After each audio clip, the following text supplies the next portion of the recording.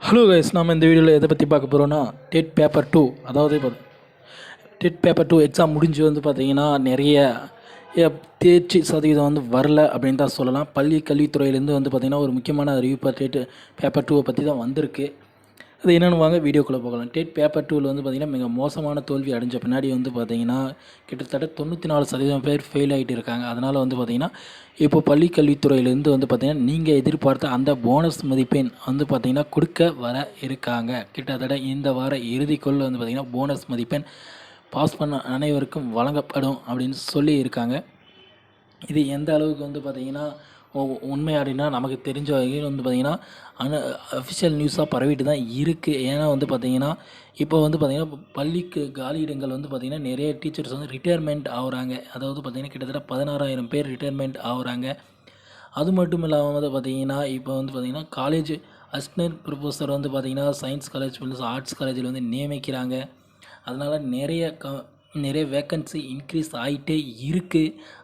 அது மட்டும் இல்லாமல் பார்த்திங்கன்னா பள்ளிக்கல்வித்துறை அமைச்சர் அன்பில் மகேஷ் என்ன சொல்லியிருக்காருன்னா, பணிகளுக்கான ஆசிரியர்களை விரைவில் நியமிக்கும், போனஸ் மதிப்பெண் தருவோம் அப்படின்ற மாதிரி சொல்லியிருக்காரு.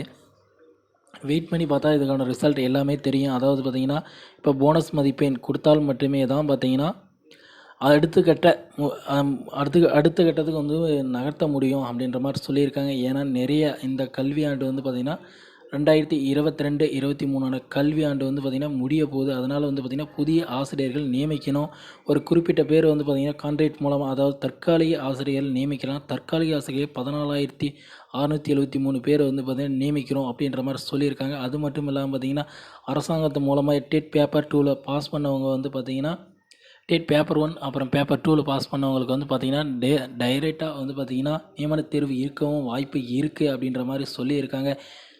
அது மட்டும் இல்லாமல் பார்த்திங்கன்னா நியமன தேர்வு இருந்தாலுமே பார்த்திங்கன்னா போனஸ் மதிப்பெண் வழங்க பார்த்திங்கன்னா நடவடிக்கை எடுக்கப்படும் அப்படின்ற மாதிரி சொல்லியிருக்காங்க. போனஸ் மதிப்பெண் அப்படின்னு பார்த்திங்கன்னா ஒரு 10 to 15 100% வாய்ப்பு இருக்குது அப்படின்ற மாதிரி எல்லாமே அஃபிஷியல் நியூஸாக தான் பரவிட்டு இருக்குது. நமக்கு தகவலும் அப்படி தான் இருக்குது. கண்டிப்பாக போனஸ் மதிப்பெண் கிடைக்கும் நண்பர்களே. அதனால் பாஸ் பண்ணுறதுக்கு ஒரு எளிய வாய்ப்பு இருக்குது. டெட் பேப்பர் 1 பேப்பர் 2 பாஸ் பண்ணவங்க டைரெக்டாக போகிறதுக்கு கூட ஒரு வாய்ப்பு இருக்குன்ற மாதிரி சொல்லியிருக்காங்க. வெயிட் பண்ணி பார்த்தா தான் தெரியுது எந்த அளவுக்கு உண்மைத்தன்மைன்ட்டு. நிறைய அஃபிஷியல் நியூஸ் எல்லாமே அவ்வளோதான் பரவிட்டு இருக்குது. நீங்கள் பாஸ் பண்ணி இருந்தீங்கன்னா நீங்கள் உங்களோட சான்றிதழ் சரிபார்ப்புக்கு ரெடியாக இருங்க. அப்போ தான் பார்த்திங்கன்னா அஃபிஷியல் நியூஸ் வந்தவொடனே நீங்கள் வேலைக்கு போகிறதுக்கு ரெடியாக இருக்க முடியும். கவுன்சிலிங் கூப்பிடக்குள்ளே உங்களோட சர்டிஃபிகேட்டில் கரெக்டாக இருக்கும். Okay, thank you friends. இந்த மாதிரியான யூஸ்ஃபுல்லான வீடியோஸ் வேணால் நம்ம சேனலை சப்ஸ்கிரைப் பண்ணி வச்சுக்கோங்க. அப்போ தான் நான் போடக்கூடிய ஒவ்வொரு வீடியோவும் உங்கள் மொபைலுக்கு நோட்டிஃபிகேஷனாக வருங்க.